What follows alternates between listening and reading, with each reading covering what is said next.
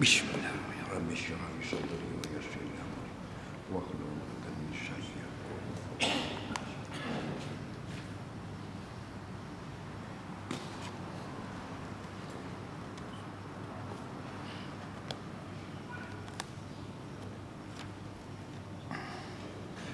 Assalamualaikum warahmatullahi wabarakatuh. Bismillahirrahmanirrahim. Alhamdulillahirabbil alamin. Wassalatu wassalamu ala asyrafil anbiya'i wal mursalin. Habibina maulana qudwatina uswatina sayyidina Muhammadin wa ala alihi washabbihi ajma'in. Subhanaka la ilma lana illa ma 'allamtana. Innaka antal alimul hakim. Wa la haula wa la quwwata illa billahil aliyyil azim. Alhamdulillah, kita sambung pengajian kitab Perisai bagi sekalian mukallaf. Malam ini pada muka surat 184, baris 5 daripada atas. Qala al-mu'allif rahimahullahu ta'ala wa nafa'ana wa iyyakum bi'ulumihi fid dharain amin ya rabbal alamin. Kata pengarang rahimahullahu ta'ala, wa la nusaddiqu kahinan wa la 'arrafa wala man yadda'i syai'a yukhaliful kitaba was sunnata wa ijma'al ummah. Itu kata pengarang matan, iaitu Imam Tahawi. Terjemahan Melayunya, dan tiada membenarkan kami akan kahin, iaitu mereka yang mengaku ia mengenal segala yang tersembunyi, dan akan arraf, iaitu tuk nujum, dan tiada akan mereka yang mengkhabarkan ia orang akan sesuatu yang menyalahi ia akan Quran dan hadis dan ijma' sekalian umat. Syim itu maknanya syarah, maknanya huraian. Bermula kahin itu mereka yang mengkhabarkan ia akan khabar daripada sekalian yang ada pada masa yang lagi akan datang, dan mengaku ia aku tahu segala rahsia. Dan bermula araf itu tukang nujum, dan kata setengah mereka itu araf itu mengkhabarkan ia daripada yang terjadi pada masa yang lalu dan pada masa yang lagi akan datang. Telah menyebut oleh pengarang rahimahullah ta'ala akan bahawasanya tiada harus bagi kita membenarkan akan kahin dan akan araf, yakni haram, dan akan mereka orang-orang yang mengkhabarkan perkataan yang menyalahi ia akan Quran dan hadis dan ijma' sekalian umat. Dan haram atas kita bertanya dan membenarkan mereka itu, kerana sabda Nabi SAW, barang siapa datang ia akan arah, maka bertanya ia orang akan dia akan arah daripada suatu niscaya tiada diterima baginya semayang 40 malam. Meriwayatkan dia hadis oleh Muslim dan Imam Ahmad daripada Hafsah radhiyallahu anha. Dan lagi sabda Nabi SAW, barang siapa datang ia akan araf atau kahin, maka membenarkan ia orang akan dia akan araf atau kahin dengan barang yang berkata ia araf atau kahin akan dia akan barang, maka sungguhnya telah kufur ia dengan barang yang diturunkan atas Muhammad sallallahu alaihi wasallam daripada Quran dan hadis. Menceritakan hadis ini oleh Imam Ahmad dan Al-Hakim daripada Abi Hurairah radhiyallahu anhu. Ketahui olehmu bahawasanya tiada berlawan antara dua hadis ini, kerana hadis yang pertama ditanggungan atas mereka yang mengiktikadkan dengan bahawasanya jin mencampurkan ia jin kepada kahin dan araf itu akan barang yang mendengar jin akan dia barang daripada malaikat, maka tiada ia jadi kafir. Adapun hadis yang kedua, maka ditanggungkan atas mereka yang mengiktikadkan bahwasanya kahin atau araf itu mengetahui ia akan yang gaib, maka jadilah ia kafir, kerana mengetahui segala yang gaib itu tertentu ia tahu dengan Allah Ta'ala, dan dikenaki dengan tiada diterima baginya semayang 40 malam, bahwasanya tidak diberi pahala atasnya, dan kata setengahnya tiada digandakan pahalanya. Tetapi bila semayang itu cukup syarat, rukunnya nescaya melepaskan ia akan tengkoknya dan menggugurkan ia akan fardu daripada mengerjakannya engkau semayang 40 malam. Baik, panjang dia nak khabar rekah je. Kemudian dia kata apa yang wajib kita beriman, yang wajib kita lakukan sebagai ahli sunnah wal jamaah. Jangan sekali-kali kita percaya kepada 3 golongan. Yang pertama kahin, yang kedua arwah, yang ketiga orang-orang yang bercakap dengan perkara yang menyalahi Quran, hadis dan ijma'. Kahin ini ialah orang-orang yang mendakwa tahu perkara yang gaib. Arwah ini orang yang meramalkan nasib. Itu 2 ni dulu. Yang pertama kahin. Kahin dia kata dia tahu yang gaib. Sedangkan satu saja tahu yang gaib, iaitu Allah je. La ya'lamul ghaiba illallah. Tidak ada yang tahu yang gaib melainkan Allah. Dalam kitab-kitab tafsir menyebut bahawasanya Nabi Isa AS tahu benda gaib. Itu adalah kemuliaan yang Allah berikan, karamah, mukjizat kepada Nabi Isa. Dia mengetahui di mana ibu bapa, teman-teman sepermainannya menyembunyikan makanan. Jadi kalau mok-mok ni dia zaman Nabi Isa masih kecil, tak jadi nabi lagi, kecil lagi. Jadi bila ibu bapa mok-mok ni bila dia masak, dia simpanlah makanan. Jadi nak tahu kat mana susuk tu, budak-budak ni tanya Nabi Isa. Dia mak aku boh lah ni kuih. Nabi Isa kata kat ni, belakang robot kat ni. Padahal Nabi Isa tak masuk rumah dia. Jadi kalau tahu tu ialah dengan pemberitahuan daripada Allah, wahyu. Adapun kahin ni tahu yang gaib, dia tak macam Nabi tahu yang gaib. Tahu Nabi yang gaib ni Allah beritahu. Adapun kahin ini semata-mata dakwa. Waktu orang pergi jumpa dia, orang kata kat mana barang dia hilang. Ada kat ni je. Mungkin begini dan sebagainya. Okey, itu panggil kahin. Atau arwah. Arwah ini yang meramalkan nasib. Meramalkan nasibmu. Kalau mu begini akan datang jadi begini. Nasibmu begini, tak molek begini. Jadi mu jangan beginilah, nanti lagi jadi tak molek dan sebagainya. Mana nasib tu maksudnya habuan kehidupan kita. Sama ada baik ataupun buruk, tak ada orang yang tahu. Sebab tu kita umat tauhid, la ilaha illallah wahada yuwahidu tauhidan, mana mengsatukan. Mana segala-galanya hanya satu, yakni Allah saja. Segala-galanya untuk apa? Segala-gala termasuk tahu tentang nasib manusia. Satu saja Allah. Tahu di mana yang gaib, satu saja tahu Allah. Itu panggil umat tauhid. Kalau kita dia kata Tok Bomo boleh tahu benda gaib, Allah pula tahu, itu ada syarik, ada sekutu. Tidak dikatakan tauhid. Jadi kalau kita segi nak betul, salah faham kita orang Melayu, bila kita sebut bomo je kita pergi kait dengan kahin, itu salah. Bomo ni bukan mesti kahin, bukan mesti Arab. Bomo ni maknanya pengamal perubatan tradisional Melayu. Jadi haram bukan kerana nama tu bomo. Yang jadi halal dan haram ialah perbuatan manusia, itu bukan nama. Sebab tu kata halal, haram, wajib, sunat, makruh, harus, itu semua itu al-muta'alliqu bi af'alil mukallafin. Itu hukum syarak taklif yang berkait dengan perbuatan.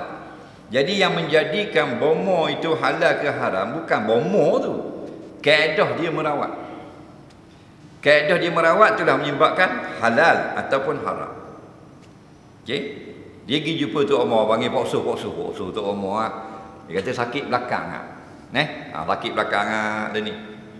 Pokso kata tak apalah, kita ambil air sebeledi. Dia pun baca. Kita dengar dia baca Fatihah, baca ayat kursi apa semua. Dia pun pusing ke tangan air ni. Bismillahirrahmanirrahim, selawat apa semua. Dia tiup. Dia kata balik ni buat mandi lah. Belum mandi, bismillahirrahmanirrahim, selawat 3 kali. Ada tak benda yang haram situ? Tak ada. Hukumnya harus berobat gitu. Walaupun dia tu bomo, faham lagi? Pasal kita mindset kita bomo haram, perubatan moden halal. Salah. Perubatan moden tengok kaedah pula. cara merawat. Kalau cara merawatnya itu tidak ada larangan syarak, maka perubatan moden itu harus. Kalau ada dalam perubatan moden itu atau rawatan moden itu perkara yang dilarang syarak, maka perawatan moden itu haram. Faham lagi? Bukan bila sebut moden semua haram. Contoh rawatan moden yang haram, tukar jantina. Tok Omar lewat. Di rumah Tok Omar, bos kata dah nak sakit gapo ni.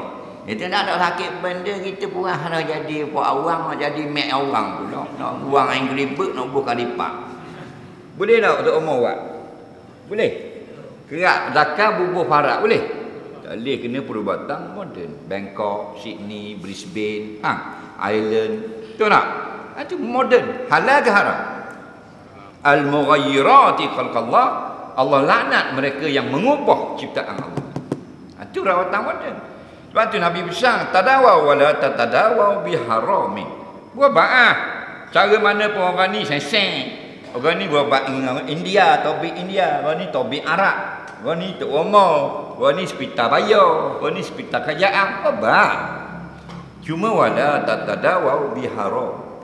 Jangan buat kaedah yang haram. Jelas itu. Okey?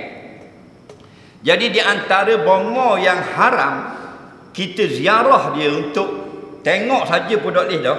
Kahin. Nampak? Kerana kahin ini diharamkan. Dia adalah satu pegangan khurafat, ajaran yang salah. Dalam hadis Nabi kata, man atakahinan lam tuqbal salatuhu arba'ina laila.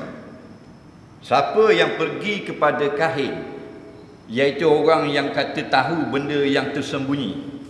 Tersembunyi itu benda yang gaib dia boleh tahu benda yang tersembunyi.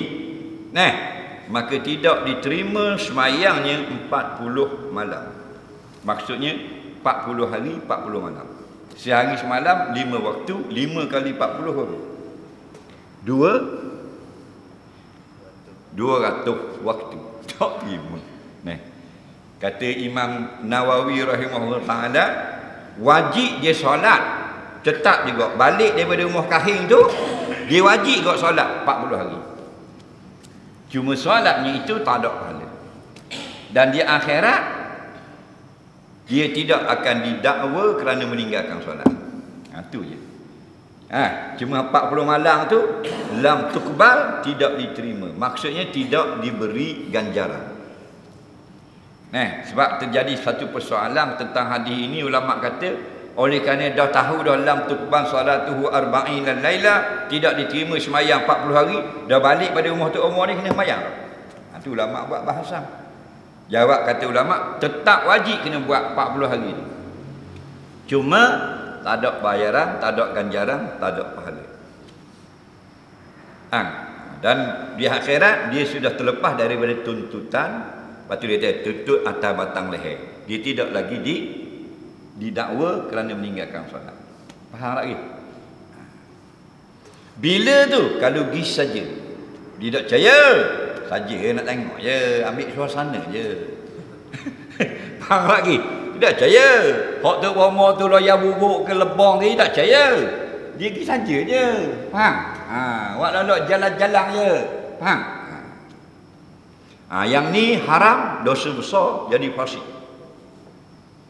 Faham lagi? Kerana dia pergi kepada tempat maksiat yang dilarang oleh Rasulullah sallallahu alaihi wasallam, yang boleh merosakkan akidah. Cuma dia tak percaya. Dan kalau dia percaya, wa in saddaqahu, dan jika dia percaya apa yang diceritakan oleh orang yang mendakwa tahu yang gaib itu, dia yakin, maka faqad kafara bima unzila ala Muhammad atau kama qala, maka sungguh dia sudah kafir dengan Quran yang turun atas Nabi. Kalau dia percaya. Jadi buat panduan bagi kita lah. Sebab tu dia masukkan juga dalam kitab akidah ini. Kerana akidah-akidah ni memelihara keimanan kita.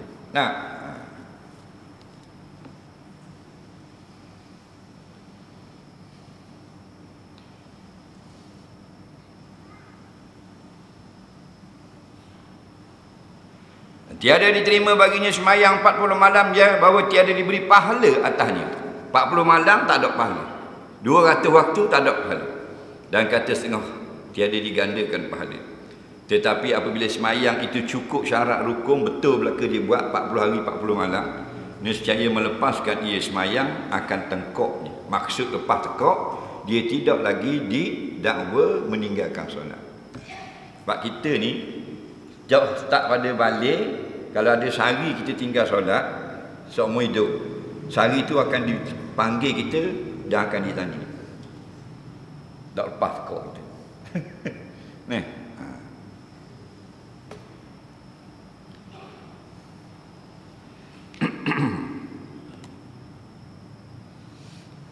Dan menggugurkan ia solat dia tu akan fardu daripada mengerjakannya. Maknanya walaupun tak ada pahala 40 hari 40 malam, gugur dah kefarduan kerana dia buat. Nah. Tapi rugilah. Sedangkan pahala satu solat itu lebih mahal daripada dunia ni. Dan ketahui olehmu bahawa saya masuk dalam hukum kahin itu umpama orang yang menggaris pada pasir, maka telah menceritakan akan ijma' atas haramnya oleh Al-Baghawi dan Al-Qadiyah dan lain daripada keduanya. Tak jenis wak gambar lukisan gitu gini. Tapi ada sebut mengetahui benda yang tersembunyi. Manusia tak boleh tahu benda yang tersembunyi. Teka boleh teka. Nah. Jadi kalau orang tanya, "Mu tahu dua mana?" Dia kata jin kabur. Kalau dia kata jin kabur, itu tidak kafir. Itu fasik. Faham lagi? Kalau tak semata-mata dia memang mengetahui yang gaib, kafir orang tu. Nah. Kita nak lebih, jangan lebih sangat. Faham lagi? Manusia ni dia memang dia suka lebih. Betul tak? Tak lebih banyak, lebih sikit apa dah. Nah, kalau kita nak main wang, nak lebih pada orang. Kalau main gasing, nak molek pada orang. Betul tak? Itu tak ada masalah. Nah, kalau kita pakai baju nak lawa pada orang, tak ada masalah. Kita naik kereta nak laju pada kereta orang, tak ada masalah. Tapi jangan berlebih-lebihan, hak melampau batas. Siapa Allah tahu yang gaib, dia nak tahu juga yang gaib. Nak ambil sampai lebih bagi tu dah. Akhirnya merosakkan akidah diri sendiri. Nah, manusia ni memang dia suka lebih. Dalilnya kalau orang jahil kita panggil ustaz, dia suka tak? Pada hari bapak jahil. Lagi okey ngah. Kalau orang hok tu dia segang, malu lah malu orang tak. Tapi kalau orang ada orang panggil ustaz, okey ngah dia. Padahal dia betul dah habis acin. Tengok, lam alik W. Lagi. Tapi bila kita panggil dia tuan guru, rasa pandai kok dia. Nah, kenapa? Kerana memang fitrah manusia dia nak lebih. Kalau kedai ni sedap, kedai ni lebih sedap lagi. Kedai ni kita pergi. Ni. Jadi nak lebih itu ada kalanya tidak salah. Kerana itu sekadar fitrah. Tapi jangan melampau batas. Innallaha la yuhibbul mu'tadin. Allah Taala tak suka yang melampau batas. Yang tahu yang gaib Allah saja. Jangan siapa-siapa dakwa. Ambil. Siapa yang ambil sifat Tuhan, maka Allah capok dalam neraka.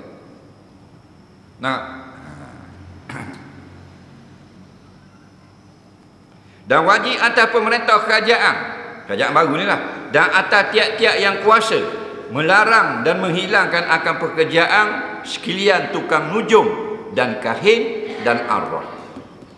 Nujum ni asalnya an-najmu. Nujum bintang-bintang lah. Najam bintang di langit. Itu ahli nujum. Dia orang beli banyak dia buat cerita. Semua tu nasihat bagi. Cerita ahli nujum, cerita hoya-hoy, banyak cerita dia buat. Tu ambil nasihat. Pelawaknya ahli nujum ni buat. Akhirnya ahli nujum ni pelawak. Kita pergi dah kat tukang nujum, tilik nasi dah pergi dah. Kalau orang kafir ada lah kita pergi. Kita tepi jalan dia ada burung seekor, burung serindik. Jadi kita tengok ada orang kafir mari nak tengok nasi dia. Dia pun tutup daun teruk, tutup, suruh burung tu pergi ambil. Burung tu pergi ambil buka wing. Oh ya. Faham tak? Kalau buka sarkok balik awal. Faham lagi? Bila buka kuing, katanya tukang nujung ni, dah awak nasib baik. Kalau sebulan dua nanti ada benda baik berlaku dalam hidup awak. Oh, terima kasih. 30 ya. 30 ya bahan kerja dulu laki kanda. Faham lagi? Tu semua tu kerja awak kapil belaka. Kita dah main gitu. Kita main dalam Facebook bintang Aquarius. Lahir Februari, orang ni lahir Leo, orang ni Sagittarius. Baca kau duk cek tengok. Oh, bintang Gemini. Pada pagi hari agak kelang kabut, maka menjelang petang akan rasa aman hidup anda. Ini semua ni syirik belaka. Sama belaka. Nujung belaka ni. Faham lagi? Rena benda tilik nasib belaka. Dia main aluh. Main aluh kan. Dia dah ikut kasar main ikut aluh. Kalau terang-terang genting Highland. Judi. Lepas bawa dadu dalam pusing. Oh, 4,000, 5,000. Kalau main aluh bawa di supermarket. Bubur seria jalan hak tu nak ambil beg. Boleh adudu. Akak waktu beg. Hak dak leh rugi. Tu judi kat tu. Cara haluh. Dulu dak ingat dulu raya beli tikang. Mudang itu main tikang. Dang jadi toke. Berapa segolong? Kau beli kedai Pak ya, kalau orang cakap siap belaka berapa untung? 15 ya boleh? Tengok. Toke kecil-kecilan. Lagi dah pasal kita dak faham, dak erti dulu. Dak faham. Padahal judi. Tikang posen dak boleh dari bandar. Kalau boleh sia, toke rugi 9 posen kerana kita bayar dah posen. Nampak? Jadi tengok nasib Kalau dak toke rugi, kita rugi. Itu judi yang dilaknat oleh Allah. Oh, main boleh lihat dia. Gantung surah. Nak pergi jalan tak main dah. Gulung-gulung berbawa sejik. Faham? Kepung. Kerana apa? Kerana tidak ada pengetahuan. Jadi kerajaan, pemerintah kena buat satu unit untuk mengesan di mana ada lagi jenis untuk bomong ngarut-ngarut ni. Kalau jenis tahu yang gaib, boleh kabur nasib dan sebagainya. Supaya insaf mereka kaunseling berhenti kerja lagu ni. Degil juga dikenakan hukum ta'zir. Faham? Dan yang mengguris-guris pada pasir dan yang umpama mereka itu macam-macam lah. Ngarut-ngarut ni banyak. Kerana mereka itu berkata akan dusta pelawak dan memakan akan yang haram dengan ijma' sekalian orang Islam. Memadalah akan mereka itu mengetahui ia akan haram yang demikian itu. Tidak berusaha ia pada menghilangkan serta kuasa ia orang atasnya menghilangkan. Oleh firman Allah Ta'ala, kanu la yatanahawna am munkarin fa'alu labisa ma kanu yaf'alun. Artinya adalah mereka itu tiada melarang, setengah mereka itu akan setengah daripada maksiat yang mengerjakan mereka itu akan dia akan maksiat. Sungguhnya sejahat-jahat suatu yang ada mereka itu kerjakan akan dia. Allah Rabbi. Lepas tu kita tengok orang ni orang berebut nak jadi menteri, berebut nak jadi pemimpin. Di antara yang wajib atas pemimpin negara dan negeri ialah mereka kena hentikan segala maksiat yang ada berlaku yang mereka tahu di dalam negara. Perdana Menteri wajib kena beri arahan hentikan judi yang ada dalam negara. Menteri-menteri yang berkenaan wajib keluarkan arahan dengan kuasa yang ada, menghentikan maksiat, arak dan sebagainya. Yang boleh orang kafir saja berjudi, orang kafir saja minum arak. Kena jaga betul-betul. Kalau tidak, kita kena dakwa di akhirat. Tak ada gaji 80,000. Allah katanya mau itu jadi Perdana Menteri, mau itu jadi menteri. Ya.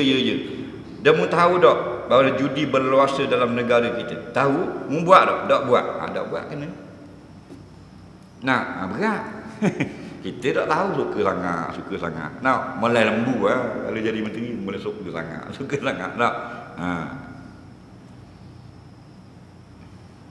Tahu benda maksiat ada berlaku, ada kelak malang, ada orang puang telanjang ke apa ke, orang boleh pergi tengok, wajib kena atas polis, kena atas askar, kena tutup dia tu. Kalau tidak, dia berdosa di akhirat nanti. Kerana dia menjadi ketua dalam negara. Kalau dia tak jadi ketua, maka fardu kifayah atas dakwah mencegah kemungkaran. Nampak ni? Kerana Nabi kata, kullu ra'in mas'ulun an ra'iyah. Mas'ulun an ra'iyatih. Setiap pemimpin Allah akan tanya hak rakyat. Rakyat dia berjudi, pemimpin tahu dak buat apa, pemimpin juga kena azab dalam dia. Pemimpin dia tahu rakyat dia tak tutup aurat, pemimpin tak larang, tak nasihat, pemimpin share dosa orang membuka aurat. Sejuta orang buka aurat, kita tidak larang, kita pemimpin, kita dapat sejuta dosa. Nah, ada dengan gaji. Dah ada. Demikian lagi lah masuk dalam hukum kahin itu ialah bomoh, hantu dan pelesik. Tok bomoh mai hantu, mai pelesik, mai setan. Yang mengkunci mereka itu akan hantu pada sengka mereka itu. Dia perasan dia boleh takak hantu. Dia boleh takak jin. Dan setengah mereka itu memficik akan kuku anak jari orang yang sakit. Kemudian bertanya ia akan orang yang sakit itu dengan katanya, siapa bapakmu? Atau siapa makmu? Atau siapa kamu? Atau seumpama. Maka orang yang sakit itu terkadang menjawab dengan katanya, bapak aku orang itu, atau mak aku si anu, atau akulah si anu. Dan terkadang tiada menjawab ia orang sakit. Maka bomoh itu memicit akan kuku orang sakit itu lebih kuat lagi hingga menjawab ia atau hingga menjerit. Maka haram atas kita membenarkan akan bomoh yang tersebut dan orang yang sakit itu pada perkataan keduanya yang bersangkut paut dengan menuduh seseorang dengan memelihara hantu atau pelesik. Picit kaki tak ada masalah, nak ambak hantu tak ada masalah. Tapi jangan sampai menuduh orang ni bela pelesik, orang ni bela hantu. Jadi orang yang masuk hantu dalam tubuh dia, pergi berubat boleh. Panggil Tok Bomoh pun pegang tangan, pegang kaki boleh lagi, tak ada masalah. Tok Bomoh baca itu ini repu boleh. Selagi ayat yang dibaca itu kita fahami, bukan ayat yang karut. Tapi janganlah dengan sebab kita boleh cakap sebagai bomoh, akhirnya kita membuat tuduhan. Pelesik ni hak 5, pelesik ni hak 3, polong ni hak poreng. Jadi menuduh-nuduh lagu tu orang dengan membela harta raya dan sebagainya, itu takut jadi tahmah, jadi buhtan, jadi tuduhan yang merosakkan orang lain. Bukan kata tak boleh berobat lah, kan salah faham pula ni. Kalau masuk hantu ni, hospital tak terima. Doktor pergi kat Tok Bomoh. Betul tak? Doktor dia nak pakar bedah, pakar tulang, pakar biu. Kena kaca dia pelesik. Dia pergi hospital. Dia pergi kat orang pandai, berobat lah. Tak ada masalah, boleh berobat. Supaya jin tu keluar. Imam Ahmad pernah berobat jin yang masuk di dalam pekerja istana. Datang Imam Ahmad beri pesanan kepada orang yang bawa satu kakah untuk repur dan keluar jin itu daripada badan. Mana berobat orang yang kena rasuk jin boleh. Jangan sampai kita pula mengatakan jin ni hok pok mak atau putih anak ni hok pok leh. Tu kopek ni hok lijau. Sudah kerja. Takut jin dia mari khabar benda yang salah. Jadi berlakulah perbalahan sesama itu. Atau perkataan keduanya pada menentukan tepat hatu itu atau menentukan akan sebab bagi sakit itu dengan hatu atau persik atau tok nenek. Seperti haram atas orang yang menyuruh akan bomoh itu dengan mengkunci hatu, dan haram atas orang yang hadir membiarkan akan bomoh itu pada pekerjaan yang mungkar itu, dan haram atas orang yang lain menyiarkan perkataan bomoh itu gisebo pula dalam TikTok, dan wajib atas yang kuasa melarang akan pekerjaan itu kerana perkataan yang tersebut itu menceritakan dia akan yang gaib dan tiada mengetahui akan segala yang gaib melainkan Allah Ta'ala. Kata ratu masuk dalam badan, kita repus suruh tubik, boleh, tidak salah. Tapi siapa boleh tahu persik ni asalnya Pak Mak. Pak Mak dah cakap nak beli dah, wi ke poso. Poso ni buat anak akak pula 2 ekor lagi jin. Sudah kerja dah lah. Akhirnya kita pun dengar, oh jahat sangat poso. Cerita tak korang? Cerita korang pula poso boleh jin kalau gitu. Yang bisi asal tu jin juga. Jin kafir nak suruh kita ni orang beriman jadi rosak. Tambahan lagi ada padanya beberapa kebinasaan yang banyak, setengah darinya binasa, menyakiti mereka yang dituduh meliharakan hantu itu. Orang yang kena tuduh susah lagi. Buruklah kita. Dan setengah daripada yang sebab bagi berkelahi keluarga orang yang sakit dengan mereka yang dituduh memelihara hantu tu pula. Yang sakit dengan yang dituduh. Jadi jauh lah. Jadi jauh dah lah. Dan setengah daripada yang sebab bagi mengumpat manusia akan mereka yang dituduh itu. Bakat mengumpat pula dah terjana. Dah pecah cerita dah ni. Posuh beli jin dah ni. Faham lagi? Padahal posuh tu toyok pun dia tak kerja tengok. Faham lagi? Atas cerita. Maka jangan engkau terpedaya dengan sebab terkadang sembuh penyakit itu. Kemudian daripada perbuatan bomoh yang haram itu. Jadi bahawa menjamu ia akan hantu. Atau persik itu kerana ada yang demikian itu. Boleh jadi istidrat juga, lorongan daripada Allah, makin sesat. Kena faham. Manusia boleh diganggu jin, hantu, setan dengan izin Allah. Dan sembuh juga dengan izin Allah. Yang tidak ada sembuh, penyakit mati. Jadi kena kaca di jin, kena rasuk di persik semuanya, boleh jadi saja. Benda yang harus, bukan benda yang mustahil. Bila Nabi kata hanya sakit mati saja tak ada obat, maka ganggu di jin, rasuk di jin, panggil orang berubat. Bagian hospital kita pergi hospital. Bagian orang berubat kita cari orang berubat. Bagian darul syifa, darul syifa. Jangan ambil kesempatan. Atas jalan bomo pun ambil kesempatan haram, atas jalan hospital pun kalau ambil kesempatan haram juga. Perbuatan moden ada tak ambil kesempatan? Ada. Hak tidak amanah, tidak jujur. Kita pergi klinik, sakit kita tu 2 obat. Di wipak. Jadi kita kena bayar 4. Tak betul. Ada tak lagu tu? Hang lagi. Patutnya kita kena 180. Satu pek, satu antibiotik. Tapi dia nak melariskan obat dia, dia jual beli kita secara kita tidak faham. Ingat ke kita obat tu perlu bagi kita? Kita kena bayar. Itu tak boleh. Orang tu tidak amanah. Itu orang panggil ambil kesempatan, jual beli yang haram. Nampak? Sepatutnya 250, 300 semua. Dia bukan semua ambil kesempatan. Kita orang sakit ni dengar 400, bayar 400. Dengar 700, 700. Dah cukup 1000 start untuk berapa balik ambil rumah. Lagi pasal apa? Nak baik ni. Pasal orang sakit dia nak baik. Orang sihat tak sembuh sakit. Sakit ni kira macam orang tak berakhir belaka. Nampak tak? Orang sakit pun tak sembuh nak tak sembuh ke dia, orang sihat pun tak sembuh. Sebab tu orang sakit ni kadang-kadang dia hilang pedoman. Orang kata boleh berubat kamu ni tapi pelik lah sikit kita kena pergi kat doktor tu. Apa doktor khabar tu. Faham lagi? Doktor pun doktor lah. Pergi kat dalam ketik pun ketik lah. Dalam berala pun berala lah. Pasal apa? Pasal fitrah orang sakit, dia nak baik. Habis bitih tak apa. Wa daral jamaah wallahu a'lam.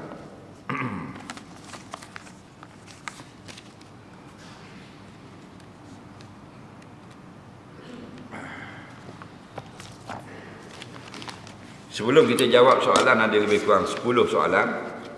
Sumbangan derma tuan-tuan puan malam ini khas untuk bayar bil api masjid. Yang menelan belanja lebih kurang 2,500 sebulan. Termasuk aircon lah. Tidur aircon ni sejuk pada Air Asia. Kita naik kereta ke Kota Kebang Air Asia lah ni. Firefly ke. Sejuk gini tau. Dah akak nak kulah lah. Mana nak sejuk ni. Tu nak. Ni jimat belakang. Masuk masjid sejuk pada Kota Kebang ni. Pakat-pakat beri sumbangan lah. Jadi gerakkan tong-tong. Buat gerak kanan ke kiri, kiri ke kanan. Siapa yang nak bayar melalui bank in, nombor akaun TNB-nya 210037353109 atas nama Zulkifli bin Muda. Wak gerak tong tu, sambil kita gerak-gerakkan tong semangat derma, kita tengok soalan. Soalan yang pertama. Kita kerja ke laut, lepas tu masa kat laut itu kita jumpa Cooper bag. Kita buat naik atas perahu, tiba-tiba masa buka penuh duit USD. Kita tak tahu nama siapa. Apakah hukum kita guna duit itu untuk tolong orang susah buat amal? Baik. Biar orang ke laut, nelayan lah. Kalau orang luar panggil nelayan, kalau ada anu dia tak panggil nelayan, dia panggil ke laut. Ke laut bubu, ke laut pukak, ke laut dah. Ke laut krisi, ke laut terigi, ke laut candak, ke laut nelayan. Jadi dia ngai boleh beg. Buka tengok USD. Wang American dollar. Jadi boleh tak kita belanja? Jika jumpa pada negeri orang Islam, faham tak lagi? Yang boleh jadi kemungkinan besarnya milik orang Islam, maka arifu haula tetap kena takrif, kena perkenalkan, kena iklankan penemuan itu 1 tahun. Kerana bila sebut USD tak mesti orang Amerika. Kerana USD pun di bandar Kuala Terengganu pun ada. Kita boleh tukar. Kadang-kadang orang pergi Amerika, balik duit Amerika masih ada dalam duit dia, dalam beg, dalam kelepek dia $1,000 contoh, atau $600. Tak pelik lagu tu. Jadi kalau ada kemungkinan hak orang Islam dijumpai dalam perairan negara orang Islam, arifu haula, maka hendaklah kita kita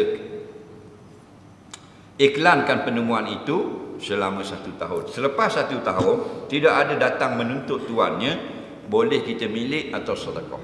Soalan seterusnya,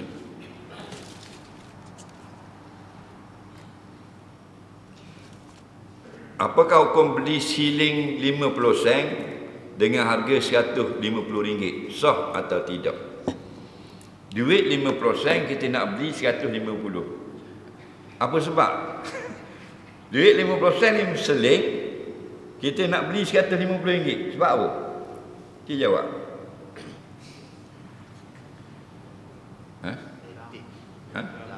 Duit lama. Okey. Hukumnya harus dan haram. Bila harusnya? Duit itu sudah tidak digunakan untuk jual beli. Okey? Maka harus kita beli atas nama retro, benda antik. Okey. Yang tak boleh, yang haram, duit itu masih berlaku dijual beli. Haram kita beli 150. Kerana nilainya hanya 50 sen. Okey, faham lagi ya? Duit itu sudah tak diguna sekarang. Duit pokok pisang zaman Jepun, haji. Contohnya RM1 itu zaman pemerintahan Jepun. Lalu ni kita nak beli, boleh tak? Tak boleh dah, cuma kita minat barang lama, kita beli RM10. Boleh ya? Adapun duit 50 sen tadi yang masih laku, boleh diniagakan, boleh dijual beli di tempat kita. Haram kita beli dengan harga yang tidak sama. Sama macam kita nak tukar mah. Tukar mah di kedai mah, mesti mah dia itu syaratnya 1 gram, kita 1 gram, dan mesti kobak, mesti tunai. Dia 1 gram, kita 2 gram, haram. Kerana apa? Kerana itu barang emas adalah barang ribawi.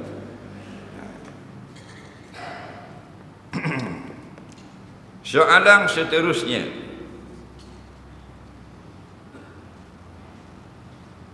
saya nak tanya, antara contoh soalan yang memberi manfaat pada orang ramai itu soalan macam mana?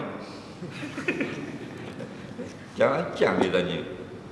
Kan selalu saya khabar kalau nak tanya soalan, biarlah soalan yang orang lain boleh ambil manfaat juga. Betul tak? Maksudnya soalan itu lebih baik. Bukan awak saja boleh beramal, semua orang boleh beramal. Tak? Contoh soalan tentang hukum hakam, sah batal semayang, cara wudu, cara mandi, cara bayar zakat, haji dan sebagainya, halal haram, kan itu manfaat pada orang lain. Betul tak? Cara solat, musafir dan sebagainya, itulah.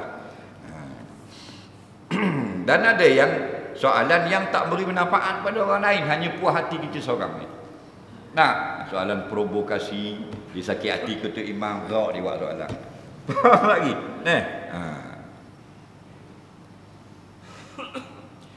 Jemaah mulut bau busuk, tiup hangit. Kita nak tegur gua ni. Tegurlah, beritahu. Nak sunat memakai bau-bauan jika datang semayang berjemaah. Kata gitu. Jangan kata datang tiup angin. Jangan kata gitu. Kata sunat memakai bau. Kenapa? Kerana itu adalah sunnah Nabi SAW. Nabi pun menganjurkan kita mandi, kita berwangi-wangian untuk datang berjemaah.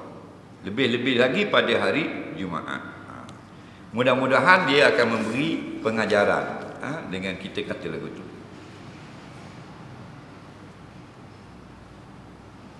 Saya faham bahawa kalau kita buat salah dengan orang, kena mohon maaf. Bagaimana pula kalau orang kafir, kena maaf juga atau macam mana? Sama saja.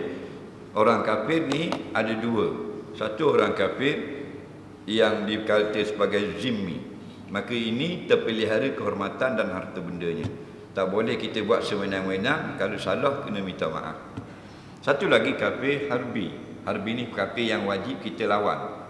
Nah, wajib kita perangi. Kafir yang mengancam umat Islam, kafir yang nak mengambil kuasa umat Islam, kafir yang memberi ancaman kepada bumi umat Islam.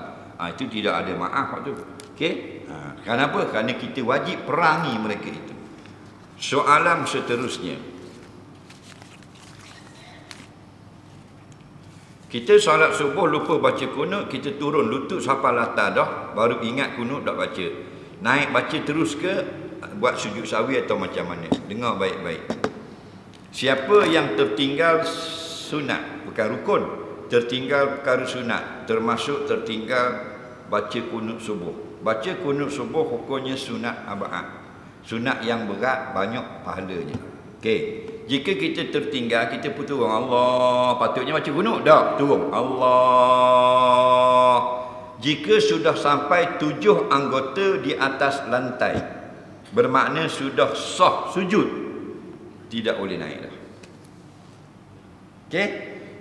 7 kan kita sujud dengan 7 anggota. 2 kaki, 2 lutut, 2 tangan, 1 dahi. Jika 7 dah sudah kena, dia panggil sudah sah sujud. Awak sudah sampai ke rukun sujud, maka tak boleh tinggal. Naik. Kalau kita tinggal pula sujud, pergi naik, berdiri, batal sembahyang. Ini fiqh Syafi'i. Okey? Tapi kalau belum lagi sampai 7 anggota, lutut dia kata dalam ni, lutut letak dah, tangan tak lagi, maka sunat naik semula, baca kunut, sebelum salam, sunat sujud sahwi. Sunat sujud sahwi. Jadi yang kata boleh naik dengan tak boleh naik, jika sudah betul-betul sujud, tak boleh naik dah. Tapi kalau belum sempurna sujud, contohnya 6 anggota, 2 kaki, lutut dan tapak tangan sudah letak, dahi tak kena lagi, teringat tinggal kunut, sunat naik dan baca kunut, sujud sahwi. Sujud sahwi pula jika kita tinggal banyak. Kalau tinggal sedikit, tak sunat sujud sahwi. Contoh, patutnya kita baca kunut, kita silap, kita turun. Tapi turun taklah sampai separuh turun. Baru nak turun gini, teringat kunut. Betul semula tubuh, baca kunut. Maka sedikit pergerakan itu, tak sunat sujud sahwi. Jika sudah separuh turun, tapi belum lagi sempurna sujud, separuh turun, nak sunat sujud sahwi. Okey? Soalan seterusnya.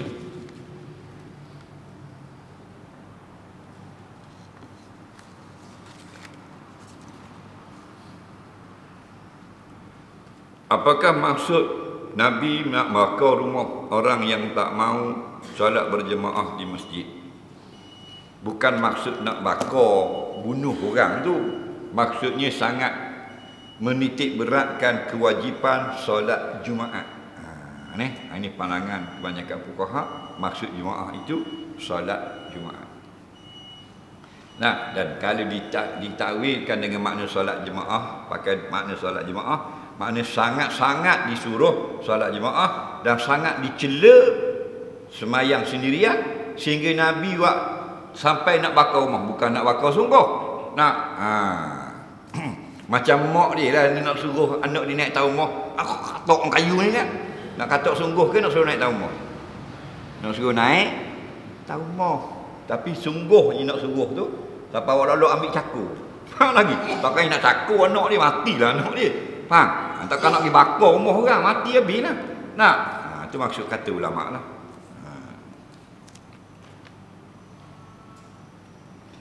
Mengapa terjadi perbezaan antara perempuan Islam dengan perempuan Islam dan perempuan Islam dengan perempuan kafir? Dia pula. Apa yang beza? Dia kata kenapa ada beza perempuan Islam, perempuan Islam? Perempuan Islam, perempuan Islam? Benda masalah ni. Perempuan Islam, perempuan kafir, tak faham? Aurat ada perbezaan. Perempuan Islam dengan perempuan Islam, perempuan kafir dengan perempuan kafir. Perempuan Islam dengan perempuan kafir. Perempuan Islam dengan perempuan Islam memang sepakat ulama. Perempuan Islam dengan perempuan kafir ada khilaf. Sebagian ulama mengatakan dia tetap wajib bertudung.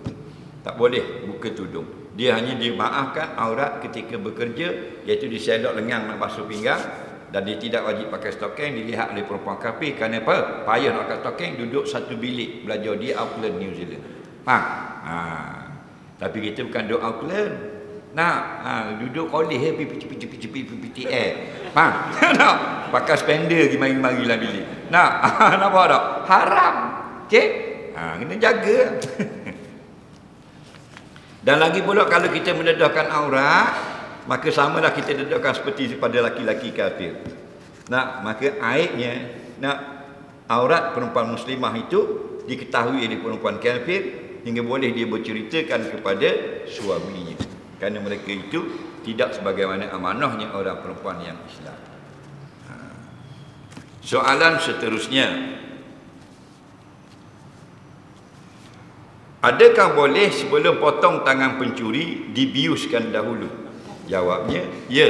Telah dijawab oleh beberapa orang fuqaha ataupun mufti pada abad moden ini, hukumnya ada yang membolehkan. Faham lagi? Kerana murad ataupun gharad, tujuan hukum potong tangan itu bukan merasakan sakit, tapi menghilangkan fungsi tangan itu. Nampak? Bahkan ada terjadi perselisihan pula, adakah boleh disambung semula atau tidak. Dan ada pandangan yang mengatakan, ya, dia sudah dikenakan hukum potong tangan, selesai dah hukum, dan bila dia nak sambung, dia punya pusat. Nampak? Itu ada pandangan. Jadi itu khilaf. Faham? Jadi ada ijtihad yang betul, ada ijtihad yang salah. Selagi mereka ini orang yang layak berijtihad, maka dibenarkan syarak. Yang tak boleh berijtihad kita. Kerana kita betul pun dikira salah. Kerana kita tidak layak.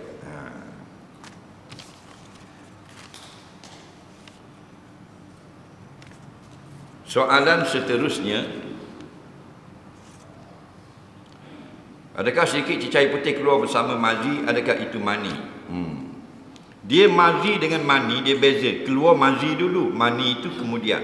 Tidak mesti keluar mazi itu mesti keluar mani. Dan tidak ada keluar mani tanpa keluar mazi. Itu atas jalan ghalibiyah, atas jalan kebiasaan. Okey? Jadi kadang-kadang keluar mazi saja. Nak duduk koyak, kabinet baru kau keluar mazi. Faham lagi? Contoh. Meneleh. Itu air mazi. Kenapa? Kerana rasa seronok syahwat. Sting. Adapun mani itu klimaks. Faham tak? Klimaks maknanya penghabisan bagi habis-habis seronok. Okey? Habis itu ada lah. Cuma mesti dia keluar mazi dulu golek ni. Jika dilayankan lagi, datang klimaks mani.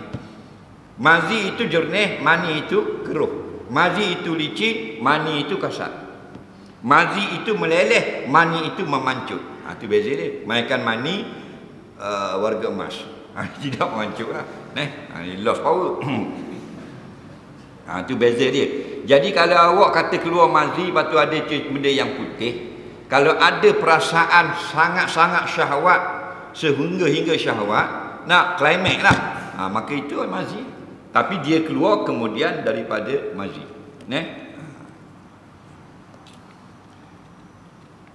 Kalau tidur atas air liur basi kering, lepas tu bangun solat subuh, sah tak solat? Dia tidur atas air liur basi yang sudah kering. Contohnya sebelum dia tidur tu, dia ambil air liur basi dia tu mengalir atas lembek, dia pun tidur. Nah, jadi kalau air liur tu sudah kering, badan dia basah tak? Tak, kering lah, tak lekat. Goleknya tak lekat. Kalau badan dia tu basah, peluh, maka yang kering tadi meresap. Jadi wajib kena basuh dulu badan. Jika ada zon atau yakin, berpindahlah najis daripada air liur basi kepada badan. Kalau tidak, tak sah solat. Soalan seterusnya,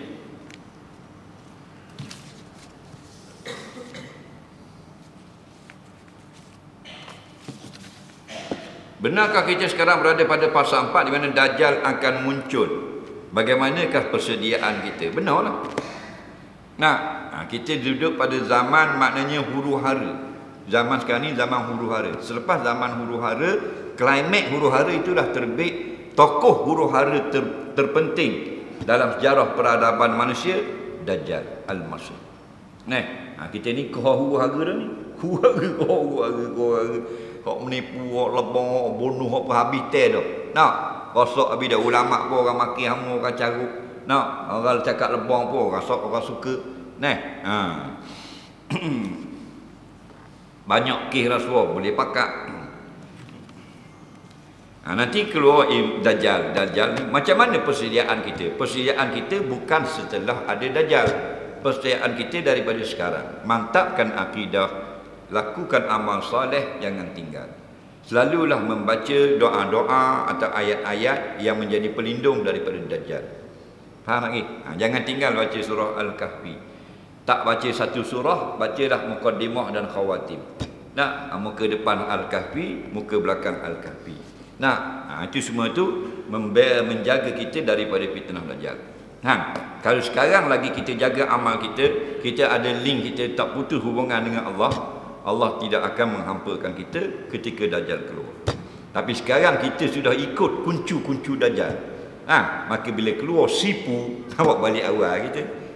Ni sipu tak ada lagi, anak buah dia dulu. Macam mana nak kenal anak buah dia?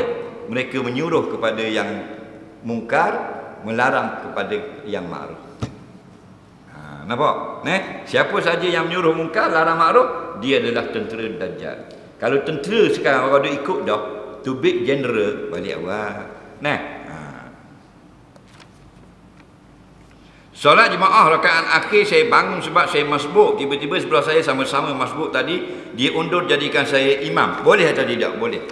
Walaupun khilaful aula, menyalahi yang lebih utama, sebaiknya perhabis sendiri-sendiri sajalah. Faham? Kata fuqaha, sebaiknya perhabis sendiri-sendiri. Tapi jika dibuatkan juga, dia undur ikut kita, hukumnya harus. Okey? Soalan seterusnya. Bolehkah kita jamak saja-saja tujuan musafir yang tak ada tujuan? Tak boleh. Jalan nak pergi mana? Tak tahu lah, ikut kaki lah. Tak, jauh dah di jalan daripada Uruguay sampai sini. Dah boleh jamak juga kerana tidak ada tujuan. Okey? Soalan seterusnya.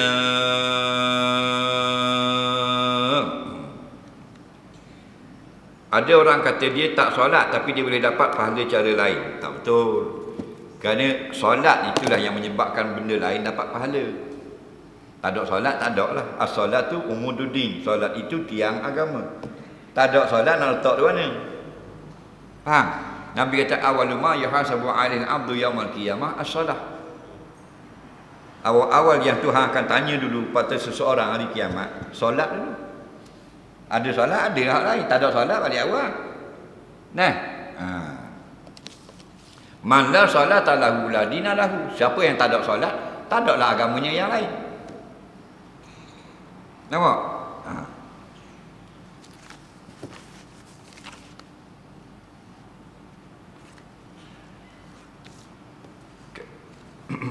Kami ada kelab kaki tangan di pejabat, yuran RM200 seorang. Duit kelab digunakan untuk hadiah kahwin, kelahiran anak, hadiah pencen, kematian, jamuan raya.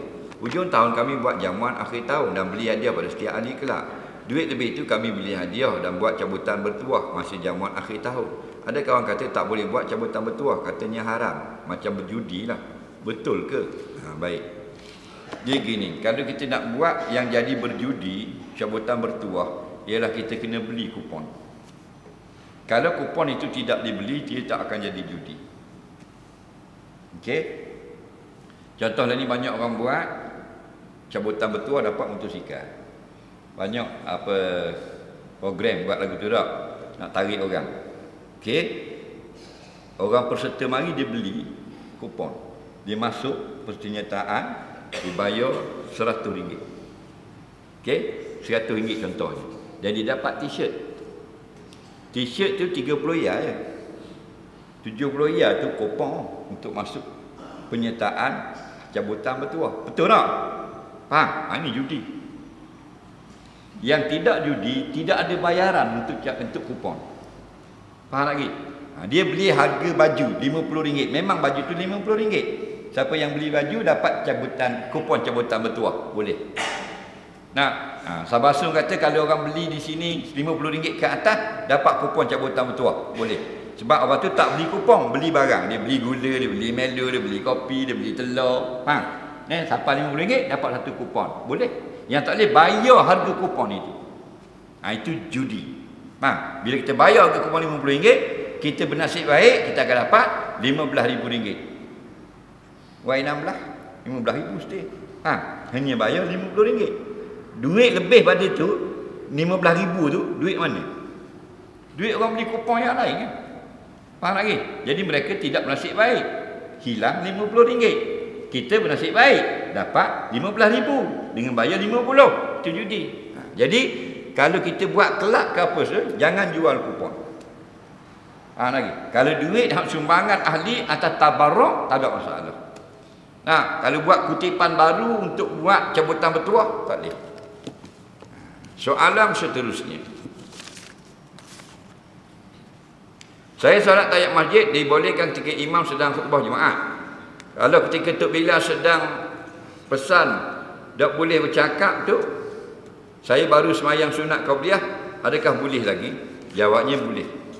Kerana bila khatib sudah berkhutbah, khatib naik, Assalamualaikum warahmatullahi wabarakatuh. Tak dia. Faham? Tapi khatib tak naik lagi. Baru bila atau Tok Sio. Hadirin-hadirin Jumaat sekalian, sekejap lagi khatib akan membaca khutbah. Jangan bercakap-cakap. Orang semayang sunat boleh lagi. Bila khatib dah mula khutbah, tak boleh dah semayang sunat, melainkan tahiyat masjid saja. Soalan terakhir. Apakah cara adab kita lalu depan orang yang tengah solat? Saya pernah tengok ada orang letak bantal atau barang di depan orang yang tengah solat. Apakah pandangannya? Baik.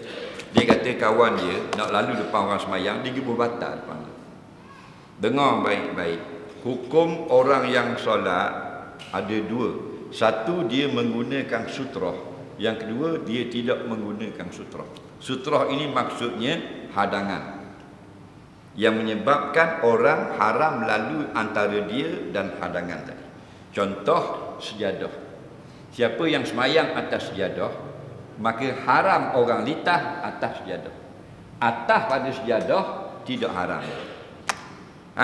Atau kita semayang menghadap dinding. Dia semayang depan dekat dinding, tak ada sejadah. Dia dengan dinding itu 3 hasta. Haram lalu antara dinding dengan orang yang semayang. Kerana dia sudah ada sutrah penghalang yang Nabi katakan, hendaklah kamu jadikan sutrah ketika solat. Sehingga Nabi kata kalau semayang atas pasir, di padang pasir, tak ada dinding, tak ada sejadah, letak kembing atau kayu, pak cacang, 3 hasta dari tumit. Maka kita semayang ngadap kayu tu, haram lalu antara kayu dengan orang semayang. Kerana ini sutrah. Faham lagi? Tak ada kayu, ambil tangan buat garis dengan tangan, 3 hasta. Maka siapa lalu antara dalam garisan itu haram, atas pada garisan harus. Okey, jadi kalau kita sudah semayang, kita nak litah orang semayang, boleh ke depan. Depan ni atas pada sejadah dia atau atas pada aurat lain dalam masjid. atau atas pada tiang. Faham lagi? Tu orang yang sudah ada sutra. Orang yang tak ada sutra tidak termasuk dalam larangan. Ini pandangan sebagian fuqaha. Faham? Dia tak payah dah buat sutra. Makruh di atas depan.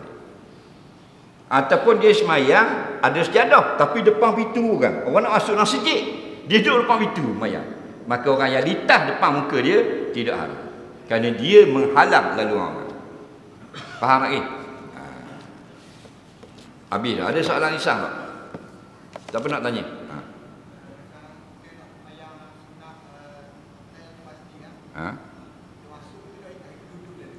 Kita pergi duduk. Jika sekejap baru letak punggung, terduduk boleh naik balik. Sengaja duduk tak boleh. Boleh? Kita begini, kita masuk, kita semayang tahiyat masjid. Pas semayang kita pergi duduk mula. Masuk mula sunat pula. 3 kali masuk, 3 kali sunat. Okey? Lagi soalan? Tak ada dah. Tak ada dah. Alhamdulillah. Terima kasih kepada yang telah memberi sumbangan derma. Mudah-mudahan dipertemukan pada kali yang lain. Allah manfa'na bima 'allamtana, 'allimna bima yanfa'una, rabbana zidna 'ilma, rabbana atina fid dunya hasanah fil akhirati hasanah wa qina azabannar. Wa sallallahu sayyidina Muhammadin wa ala alihi wa sahbihi wasallam. Walhamdulillahirabbil alamin. Assalamualaikum warahmatullahi wabarakatuh.